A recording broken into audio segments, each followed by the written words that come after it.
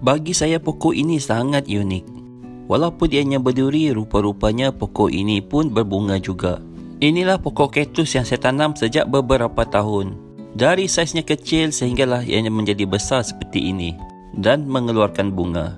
Saya pun bercadang memang nak tambah lagi koleksi kaktus. Penjagaan pokok kaktus ni sangat mudah.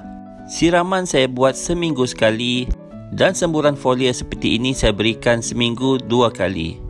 Dengan adanya bantuan semburan folia seperti ini, perkembangan pokok kaktus lebih cepat membesar. Dari pokoknya kecil sekarang dah jadi besar. Seperti yang kawan-kawan nampak, ianya juga mengeluarkan bunga.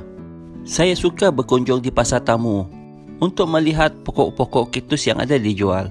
Rupa-rupanya pokok kaktus ni memang banyak jenis. Ada jenis yang berbunga dan ada juga yang tidak berbunga. Memang rambang mata dibuatnya kawan-kawan. Oh ya kawan-kawan, untuk semburan baja folia yang saya guna tadi, ianya boleh digunakan untuk pokok kaktus dan sukulen.